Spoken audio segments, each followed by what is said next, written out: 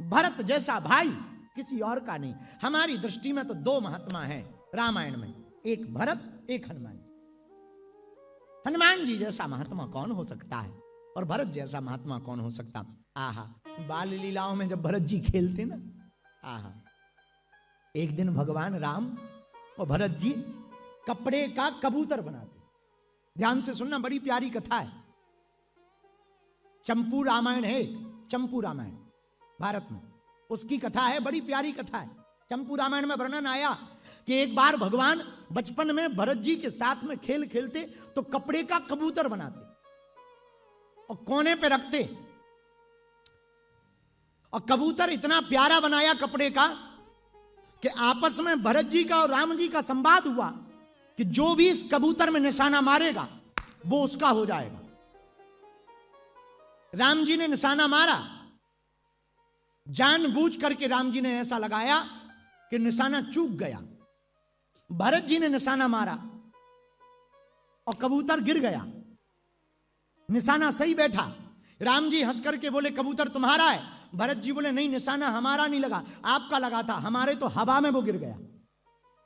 और दोनों लड़ने लगे, राम जी भी लड़े और भरत जी भी लड़े। लड़ाई इतनी बढ़ गई कि दशरथ जी तक पहुंच गई। तो दशरथ जी ने पूछा कि लड़ किस बात पर है, आकर हुआ क्या है। तो भरत जी हाथ जोड़कर बोले पिताजी, हम लोगों ने शर्त लगाई थी कि जो भी कबूतर पर जिसका निशाना लगेगा कबूतर उसका हो जाएगा, और निशाना भैया का लगा है, पर भैया कहते हैं कि नहीं कबूतर तुम ले लो। राम जी बोले नहीं नहीं पिताजी, निशाना भरत का लगा है और हम इससे कह रहे हैं कि ये कबूतर ले ले, पर ये कबूतर नहीं ले रहा है। दशरथ जी की आंखें डबडबा गई, आंखों में आंसू आ गए। तो राम जी ने पूछा क्या हुआ तात, पिताजी क्या हुआ, आपकी आंखें क्यों भर आई हैं। बोले राम, जिस घर में ऐसे भाई हो एक दूसरे को जिताने के लिए लड़े, उसी घर में रामचरितमानस होती है। यह है भाई का प्रेम कि छोटे भाई को जिताने के लिए राम जी लड़ रहे हैं, भरत को जिताने के लिए राम जी लड़ रहे हैं। और भरत इसलिए लड़ रहे हैं कि बड़े भाई को जिताना है, और दोनों एक दूसरे को जिताने के लिए लड़ रहे हैं। आज का समाज रामचरितमानस को सुने तब जीवन जिए, तब तुम्हारी जिंदगी सनातनमय होगी।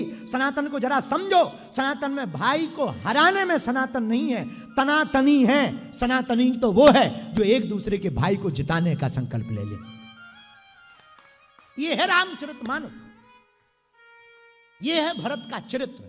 भरत कहते हैं भैया आप हमको जिताने के लिए खेल ही खेल में आप स्वयं जानबूझ के हार जाते हैं, हमें जिता देते हैं।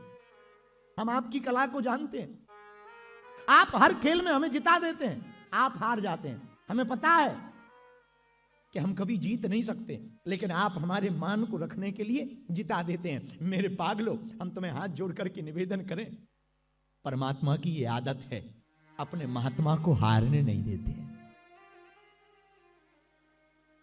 भगवान की ये आदत है, भगवान हार जाते हैं। कभी कभी कभी कभी भगवान को भी भक्तों से काम पड़े, जाना था गंगा पार प्रभु केवट की नाव चढ़े। जो परमात्मा पूरी दुनिया को पार करते हैं, उन राम जी को भी नाव की आवश्यकता लगी। जो संसार सागर से पार करते हैं उनको भी गंगा पार करने के लिए केवट की नाव की आवश्यकता पड़ी। कभी विचार करना, ये लीला है, मात्र अपने भक्त को मान को बनाने के लिए भगवान ने ये लीला की है।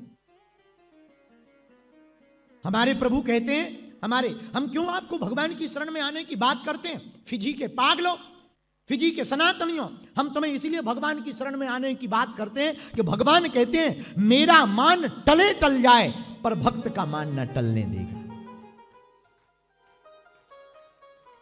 हमारा नियम टूटता हो तो टूट जाए, पर हम भक्त के मान को नहीं टलने देंगे। महाभारत का युद्ध हुआ, भगवान कृष्ण ने प्रण ले लिया, और प्रण क्या लिया कि पूरी महाभारत में हम अस्त्र शस्त्र नहीं उठाएंगे। लेकिन जब भीष्म पितामह के बाणों की बारिश होने लगी और लगा कि अब अर्जुन के प्राण बच पाना मुश्किल है, तो भगवान से रहा नहीं गया, भगवान तुरंत नीचे कूद गए और रथ का पहिया उठा करके इतना जोर से घुमाया कि रथ का पहिया नहीं दिख रहा था, ऐसे लग रहा था मानो चक्र सुदर्शन लेकर के गोविंद कूद गए। तो भीष्म पितामह हंसने लगे, बोले वाह, अभी कुछ दिनों पहले आपने प्रण लिया था कि हम शस्त्र नहीं उठाएंगे, अब उठा लिया। इतना जैसे ही रथ का पहिया उठाया पृथ्वी कांप गई। और पृथ्वी कांपी तो भगवान ने पूछा क्या बात है, पृथ्वी क्यों कांपी है, कारण क्या है? पृथ्वी ने कहा कि हमें तो डर लग रहा है, आप वचन तोड़ने में माहिर हो, वचन के पक्के नहीं हो, वचन तोड़ने में माहिर हो। भगवान बोले क्या माहिर है? बोले आपने कुछ दिन पहले प्रण लिया था, वचन लिया था कि हम शस्त्र नहीं उठाएंगे, आपने शस्त्र ले लिया, कहीं ऐसा ना हो आप हमारा भी वचन भूल जाओ। भगवान बोले तुम्हारा कौन सा? बोले वाह, भूल गए, आपने हमसे कहा था कि मैं जन्म लूं, पृथ्वी पर अवतार लूंगा और तुम्हारे पाप के भार को कम करूंगा, कहीं आप हमारे वचन को ना भूल जाना। भगवान का पीतांबर नीचे गिर गया। भगवान बोले ये तो उसको बचाने के लिए हमने उठाया है, तुम्हारा नियम नहीं टूटेगा, तुम्हारा वचन नहीं टूटेगा, पृथ्वी के ऊपर से पाप का भार मिट करके रहेगा। बालाजी महाराज के कृपा पात्र बागेश्वर धाम पीठाधीश्वर परम पूज्य धीरेन्द्र कृष्ण शास्त्री जी महाराज का पावन संकल्प। मध्य प्रदेश में छतरपुर के ग्राम गढ़ा में बनेगा विश्व स्तरीय कैंसर अस्पताल एवं रिसर्च सेंटर, जिसकी आधारशिला देश के यशस्वी प्रधानमंत्री नरेंद्र मोदी जी के कर कमलों से रखी जा चुकी है। 200 करोड़ रुपए की लागत वाले 100 बेड के इस अस्पताल में गरीबों का होगा मुफ्त इलाज। ये बहुत बड़ा अवसर है, बहुत बड़ा काम है। संकल्प बड़ा हो, संतों के आशीर्वाद हो, प्रभु की कृपा हो तो समय सीमा में सब पूर्ण होता है। हमारे प्रियजनों, बागेश्वर धाम पूरे भारत के लोगों, अभी तक अस्पतालों में मंदिर थे, अब मंदिर में अस्पताल होगा। कैंसर हॉस्पिटल निर्माण हेतु सहयोग देकर पुण्य के भागी बने